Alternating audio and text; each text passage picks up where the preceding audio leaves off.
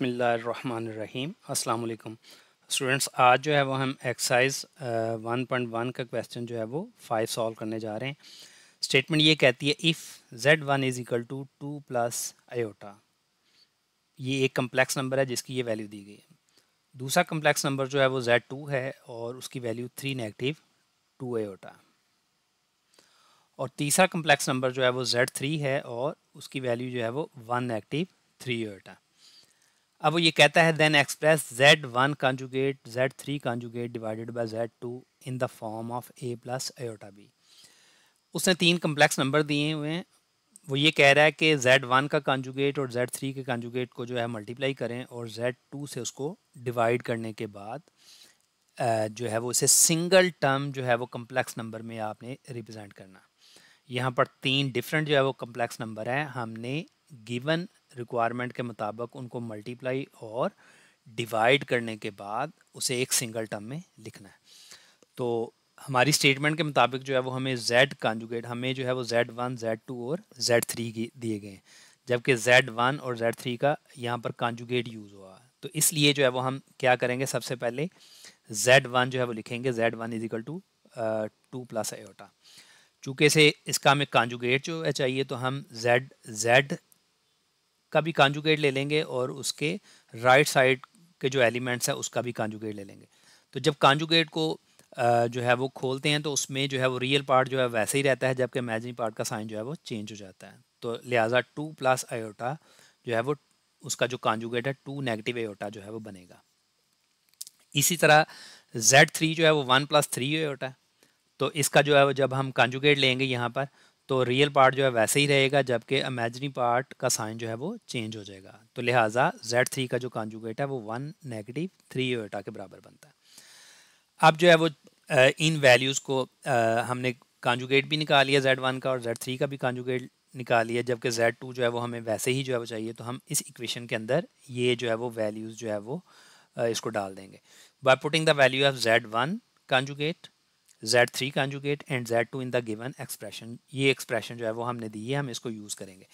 तो यहाँ पर z1 conjugate z3 conjugate divided by z2, z1 conjugate जो है वो यहाँ से हम इसकी वैल्यू 2 नेगेटिव आयोटा जो है वो यहाँ पर ये लिखेंगे और z3 का जो कॉन्जुगेट है वो 1 नेगेटिव जो है वो 3 आयोटा, तो यहाँ पर z कॉन्जुगेट की वैल्यू लिख देंगे। जबकि नीचे जो है वो z2 है जिसकी वैल्यू 3 नेगेटिव जो है वो 2 आयोटा, लिहाजा वो 3 नेगेटिव 2 आयोटा जो है वो नीचे वैसे ही लिख देंगे। अब ये ऊपर की दो टर्म्स जो हैं ये मल्टीप्लाई हो रही हैं और हर टर्म के अंदर दो दो एलिमेंट्स हैं। तो इसकी मल्टीप्लिकेशन का तरीका ये होता है कि सबसे पहले पहली टर्म का जो पहला एलिमेंट है उसको दूसरी टर्म के पहले एलिमेंट के साथ और फिर इसी पहले वाले को उसके दूसरे एलिमेंट से मल्टीप्लाई करते हैं और उसके बाद जो है वो दूसरे एलिमेंट को उसके पहले एलिमेंट के साथ और दूसरे एलिमेंट को फिर उसके दूसरे एलिमेंट के साथ मल्टीप्लाई करते हैं। तो यहाँ पर अगर आप देखें तो यहाँ पर जो पहला एलिमेंट है वो 2 है और दूसरी टर्म का पहला एलिमेंट 1 है, तो लिहाजा 2 इंटू 1 सबसे पहले मल्टीप्लिकेशन यहाँ से 2 और यहाँ से 1 2 इंटू 1 प्लस फिर पहली टर्म जो है वो 2 है और दूसरी टर्म जो है वो नेगेटिव 3 होता। आपने इसके साइन के साथ ही उसको लिखना है, तो 2 इंटू नेगेटिव 3 होता। तो लिहाजा पहली टर्म की जो नेक्स्ट टू टर्म से दोनों से मल्टीप्लिकेशन हो गई। अब इसका दूसरा एलिमेंट लेंगे जो कि नेगेटिव आयोटा है, तो यहाँ पर नेगेटिव आयोटा इसको जब हम पहली टर्म से मल्टीप्लाई करेंगे तो नेगेटिव 1 इंटू आयोटा बनेगी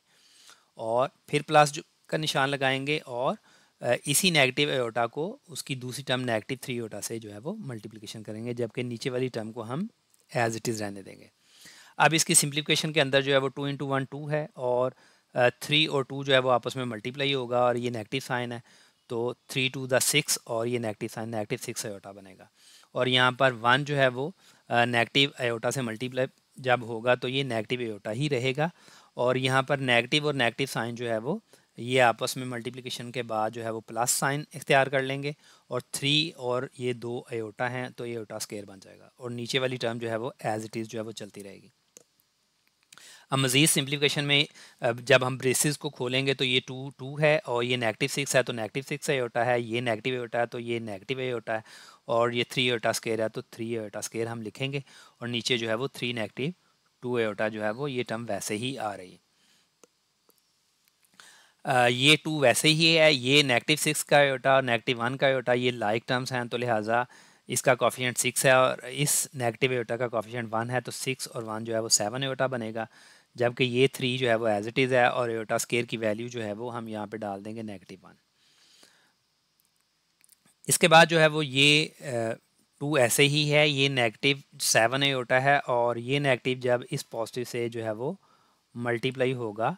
तो साइन जो है वो चेंज होगा, तो ये -3 जो है वो बन जाएगा और नीचे वाली टर्म जो है वो 3 -2 आयोटा जो है वो वैसे ही रहेगी। अब रियल पार्ट्स को अलहदा कर दें और इमेजिनरी पार्ट्स को अलहदा कर दें, तो ये 2 है और ये -3 जो है वो हमने जो है वो यहाँ पर जो है वो लिख लिया 2 -3 और -7 आयोटा,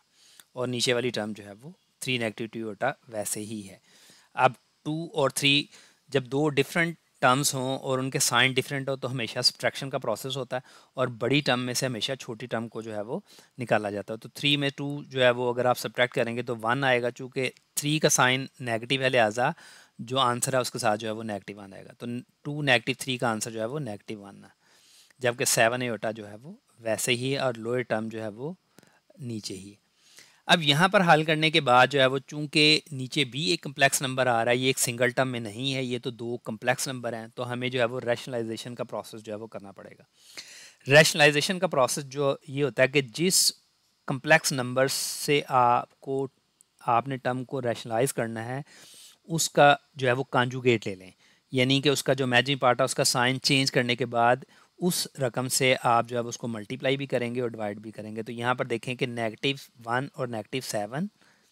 और -3 -2 आयोटा जो है वैसे ही है, चूँकि अब मैंने रैशनलाइज जो है वो इस रकम से जो है वो करना है, तो लिहाजा मैं इसका कॉन्जुगेट लूँगा जो कि 3 + 2 आयोटा, तो उसी से मैंने मल्टीप्लाई कर दिया और उसी से मैंने इसको डिवाइड कर दिया।